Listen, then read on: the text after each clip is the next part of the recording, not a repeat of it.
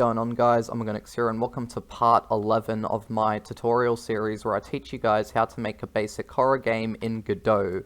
So in this part, I'm going to be showing you guys how I properly make textures, because as you can see here, I do have textures already applied, but you know, they're not like exactly how I make proper textures for my walls and floors and stuff like that in my games. And also, I'm going to be showing you guys how normal maps and stuff like that work. And speaking of normal maps and stuff, I actually made a tutorial recently on how materials in Godot work. So if you actually want to go check that out before watching this, maybe go check that out, since I do go into full detail into how materials in Godot work and stuff like that. So I do suggest watching that. And yeah, so I will be, for anyone who doesn't want to watch that video, because you might just want to watch this one, I will be going into a bit of detail with normal maps and stuff like that in this tutorial, but I do go into a lot more detail in my previous tutorial that I made. It's like over 40 minutes long or something. But yeah, be sure to go check that out if you want to. And without further ado, let's get right into this. So, as you can see here, this is what we've currently got for our little game here. It will be more structured later on, of course. Right now, I'm just showing you guys how to make a bunch of stuff, and then we're going to be structuring everything more better. So, yeah. So, what we're going to be doing now is we're going to be making a texture. So, what I'm going to do is I'm going to open up Paint 3D. Now, Paint 3D is usually what I use for a bunch of my textures in my games. I also use MS Paint and Paint.net as well, but Paint 3D is one which I use to get more, like, I guess you could say more just detailed textures, since it has more options with its brushes and the opacity of them and stuff like that. So yeah, so when it comes to the textures for my games, I usually have them at 900 by 900 resolution. The reason as to why is just because, like, it's a good quality, and, you know, the file sizes aren't too big either, you know what I mean? If you want to have, like, 4K textures in your game, that's totally fine, you can if you want to, but I prefer to just have something like 900 by 900, or at max, like, 1080p, like 1080 by 1080, something like that, right? So yeah, you can do whatever you like for your texture resolutions. If you're making a more retro game, you might want to go for something like 128 by 128 or 256 by 256. You know, it all depends on the sort of game you're making, of course, but usually when I make my horror games, I usually go with 900 by 900 or something like that. I've gone with like 720 by 720 before as well, but yeah, it's usually 900 by 900. So anyways, what I'm going to do is I'm going to start off by just filling in a basic color. So what I'm going to go for here is like a concrete look. So I've got my paint bucket selected, and there we go. Now I've got it painted in gray. So now I'm just going to select like this darker gray, I meant to say, color here. And I'm going to turn up the thickness on the crayon brush. This is usually what I like to use for a lot of the texturing for my games, in case you haven't noticed. We'll set the strength, and then we'll just start to apply. So as you can see, this crayon texture now is just being softly applied to the actual texture here. So now it looks like a bit of like a concrete sort of texture, like a dark grey concrete. And yeah, that's why I really like using Paint 3D, especially this crayon brush here. It's the one I like to use the most. If you play a lot of my games, you'll probably be able to tell that I do use this for a bunch of my textures that I do make. But yeah. You know, sometimes if I want a texture to be a little more dirty as well, I might even add like a bit of, like, you know, blood onto it or something like that, like this. You know, and maybe some dirt as well. So yeah. You can do whatever you like for your texture. I'm just showing what I'm doing right now. So yeah, this is going to be like sort of like a concrete floor type thing. And for the walls, I'll make something else as well. But yeah, so there's going to be my concrete floor texture type thing. So now what I'm going to do is I'm just going to save it into my game folder, and I'll be right back.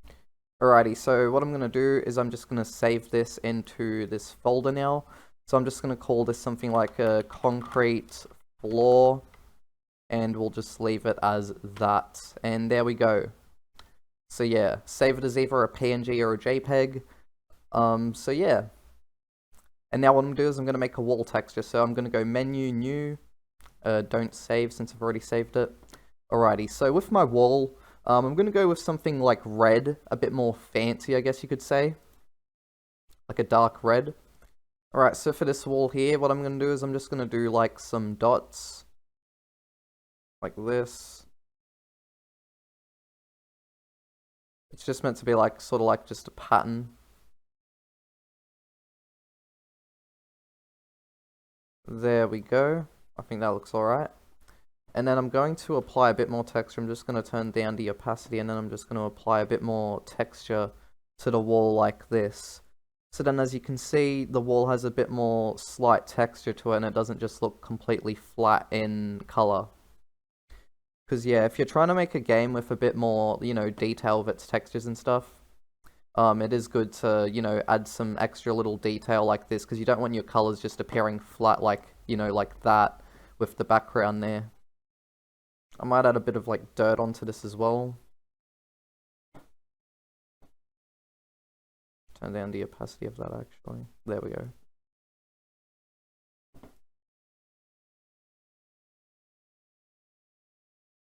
But yeah, so there we go. That is our wall texture we'll be using. And now I'm going to save this. So now we have our textures made. And now what we're going to do is we're going to close Paint 3D, don't save, and here we are, we're back in the project. So with my wall texture that I made before, what I want to do is I want to replace this. So I'm going to go to my wall material here that I made in an earlier part of the tutorial, and I'm going to change out this texture now with my, oh, I just realized, with the concrete floor, I called it concrete fall for some reason. But anyways, we're going to select fancy wall now, and there we go. So that there is our fancy wall texture. It looks really, really good actually. I really do like the look of this. So yeah, we'll be adding normal maps to this as well, and roughness maps to make this look better and pop more out as well. So now we've got wall 2, which is for the outside walls which stretch out a bit more. So I'm going to change this to the wall texture as well. Oh, fancy wall. And there we go.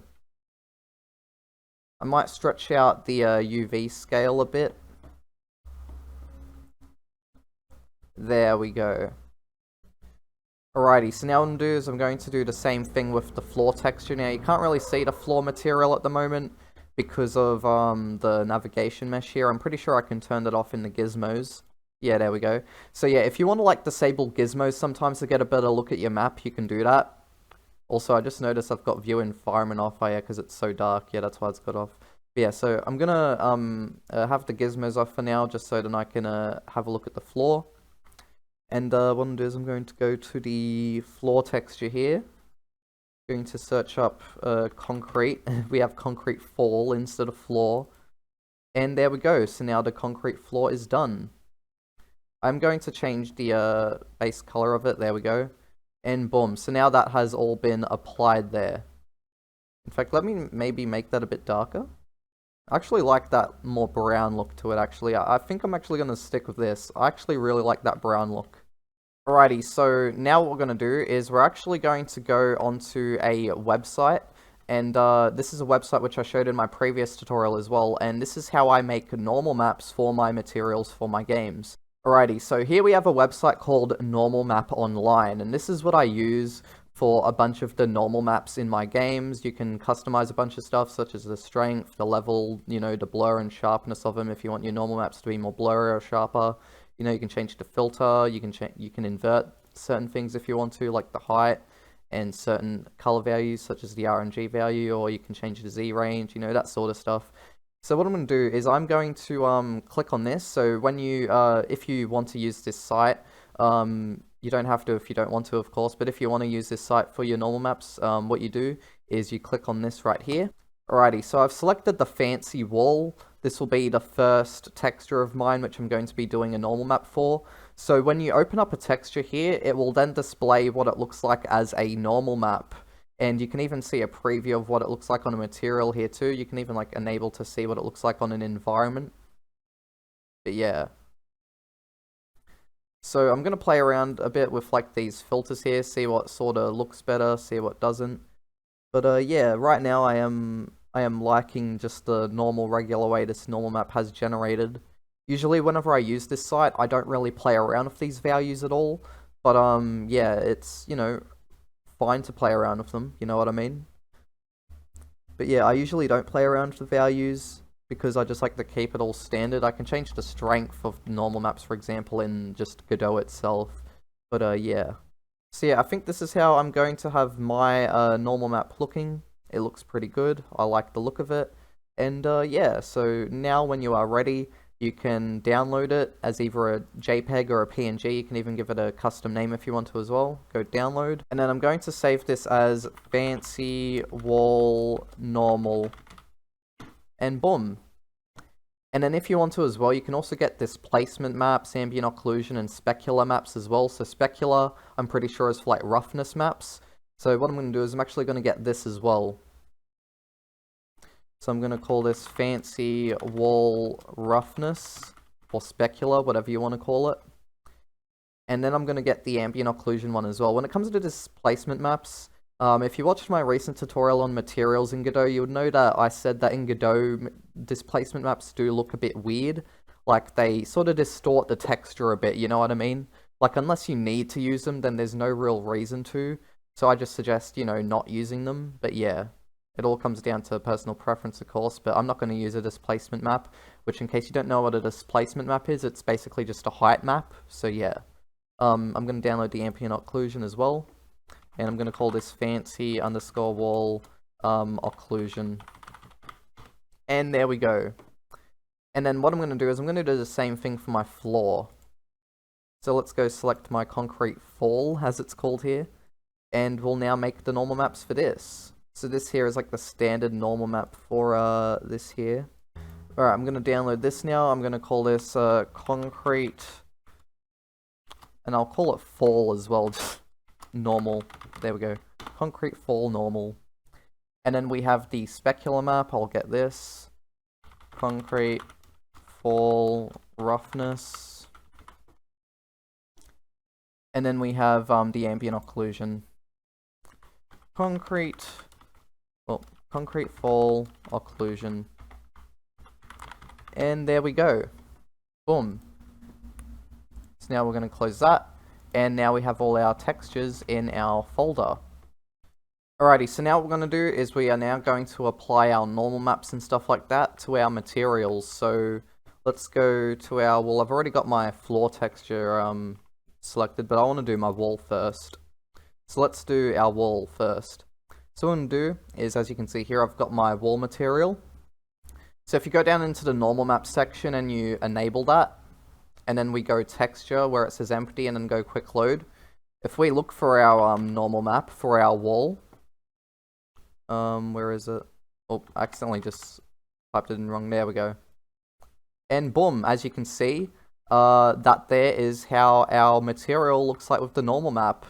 It looks really, really good. I like it. Let's actually enable the environment just to see how it looks with that. And yeah, it looks really good. If you think your normal map looks a little strong, you of course can change that. You can just, like, you know, turn down the scale of it. So 0.5 I think looks pretty decent for this. You know, we could even probably go a bit lower. So yeah, if you want to turn down the strength of your normal map, you can easily just by like that. But yeah, look how good this looks. The lighting bounces off it really well now. And yeah, normal maps are really good for making more, you know, realistic looking games. And even when you just make basic textures like what I did in Paint 3D just then, for example, once you apply normal maps and stuff like that, it just pops out the texture a lot better and it actually looks more realistic. So yeah, even the most simplest of textures can look realistic just from utilizing normal maps. So yeah, a very big tip there. And then we're going to set the roughness as well. We can go quick load. And then roughness. And boom, now our wall has some roughness to it. So basically what roughness maps do, for those of you who don't know, is based on the areas which are more grey or more white, it will apply more roughness or smoothness to them certain areas. So yeah. You can also still like customize how rough you want the overall thing to be as well. You can still play around with that setting, so yeah. But the map basically just does it all automatically for you. And then I will apply the ambient occlusion as well, even though I'm pretty sure there's not going to be that much of like a change, since ambient occlusion doesn't do that much of a change, but it does a bit of, you know, a bit of something. So we'll just search up occlusion. And there we go. So I will actually enable and disable this just to see if there is actually any like notable difference. I mean, I can't really see anything, but yeah. We turn up the light effect. Oh, there we go. So if you actually play around with the light effect here, you can actually see that the ambient occlusion does have more of an effect than when you enable and disable it. You can see that effect there. So yeah, if you want to have light effect turn on, you know, consider maybe that option. It gives you a bit more of like a softer look, I think is the best way to describe it. Let's see how it's described here. AO light effect. Amount that ambient occlusion affects lighting from lights. If 0, ambient occlusion only affects ambient light. If 1, ambient occlusion affects lights just as much as it affects ambient light. This can be used to impact the strength of the ambient occlusion effect, but typically looks unrealistic. So yeah, according to Godot, apparently having this option up does look apparently unrealistic. I mean, for me, I think it looks pretty good, but I guess it all just does depend on the sort of style of your game you're going for. So yeah, depending on your game style, you know, maybe consider doing that. And now we're going to do the same thing with the floor here. So here we have our floor, and I'm going to now set the normal map for this, where it says empty, quick load, search up normal, and here we go. And boom, now the concrete floors normal map has been applied. Now what I want to do is I want to actually tile this out more, this floor, since I do think that this needs to be tiled out a bit more. Just so then we can get a better look at like the texture overall as well.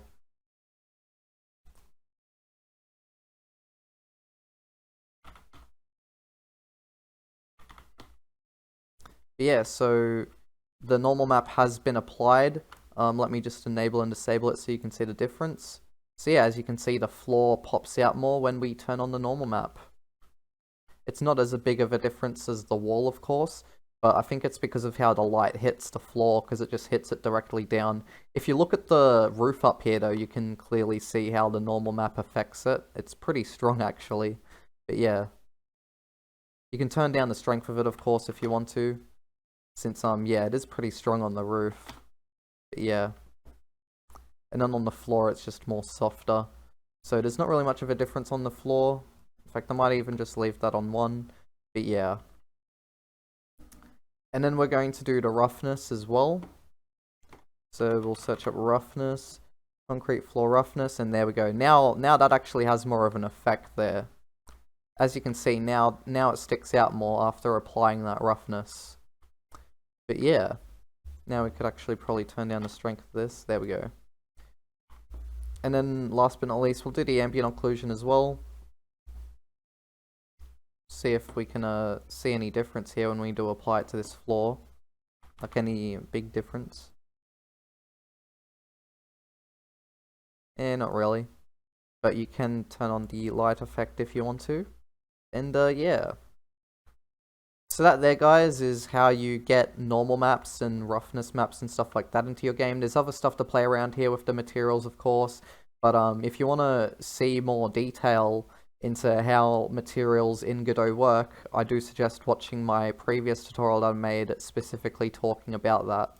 What I'm going to do as well is I feel like applying normal maps to my other materials as well, because as you can see here, I've got my flashlight, which is just flat, then I've got the batteries and the table and stuff, so I'm actually going to apply my floor normal map that I made onto these materials here. And the reason as to why I'm going to be applying this normal map, the floor one, is just because it looks good, and I think it will just suit all these objects well, since it gives them, just, a bit more bumpiness to them. If you want to generate your own other normal maps, that's totally fine. And yeah, but what I'm going to do is I'm just going to use the normal map which I've already made for the floor, since, normal maps don't just have to be used for specific textures that they're made for. They can be used for other things as well if they're, suited right. So yeah. So anyways, what I'm going to do is I'm going to first off do my flashlight. We're going to go to the roughness here. I mean, not the roughness, sorry. To the normal map. Go quick load. And we're going to search up normal. And we're going to go over the concrete floor here. So as you can see, my normal map has now been applied to the flashlight. Something else I want to do as well is I want to change the sampling of this to linear map anisotropic. And the reason as to why is just because it makes the material look more sharper. Like if you see here when I change it to linear map, right? It looks more blurrier, and I don't like that. You know, what I like is linear map anisotropic, since you can actually see like more detail. So yeah. And also you can set the metallicness and roughness of this if you want to as well. I've already got my metallicness already set up all the way to 1. But yeah, with the roughness here, I am going to set the roughness. Except then I'm going to turn it down a bunch as well.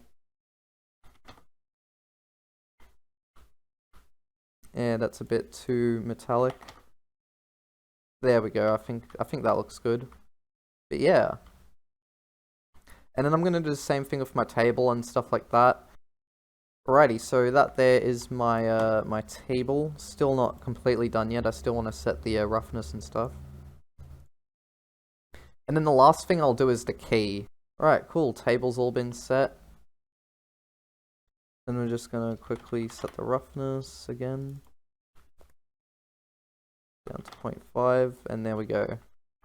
Boom, I like that. Alright guys, so that is pretty much the end of this tutorial. However, there is one more thing which I'd like to talk about. So, recently I've been working on an AI for another game of mine, and something which I realized, because this is a problem which I've had with like a few of my Godot games which have AIs in them, right? And one problem which I usually have sometimes is sometimes AIs can get stuck on the corners of walls and stuff like that, because the collision can just be like that.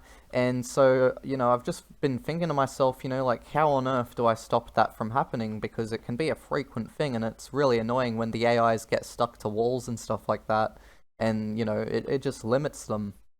So, I figured it out.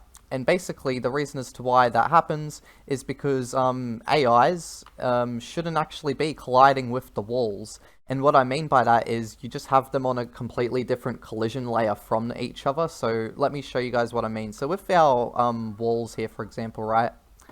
So if I select all of my walls here in my scene, this might take me a bit. Just hold on a sec, guys.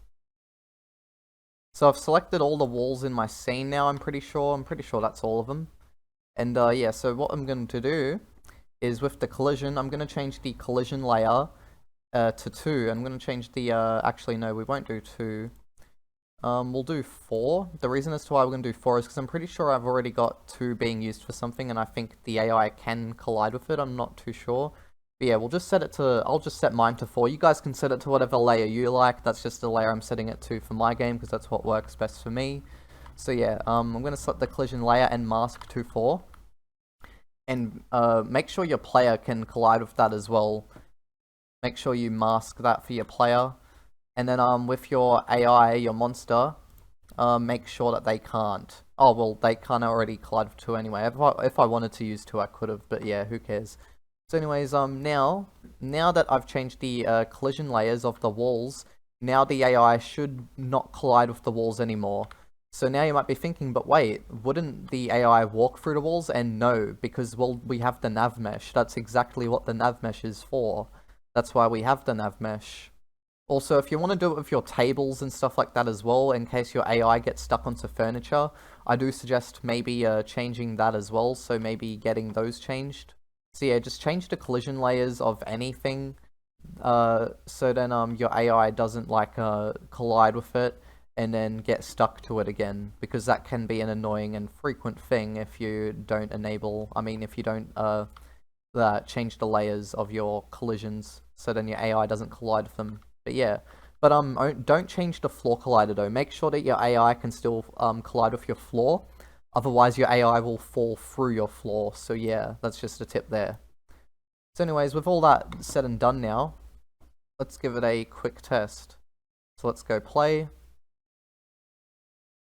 And here we are on the main menu. We'll go play. And boom.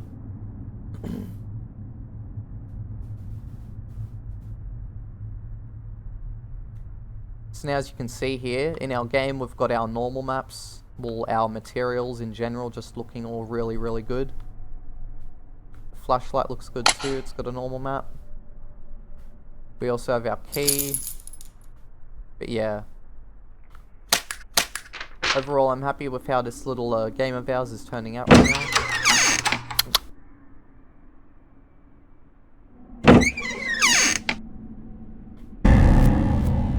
Now let me test out the AI here. So the AI can't actually get caught on walls anymore now. So yeah, the AI can't get stuck on walls anymore. Which is very, very good. Very, very good. Alrighty, so anyways guys, that will be the end of this tutorial. If you did enjoy, be sure to like, comment, and subscribe for more. Overall, if you guys want more content like this, be sure to let me know down in the comments below. Let me know what sort of tutorials you want in the future. And yeah, I'll see you all next time. Bye-bye.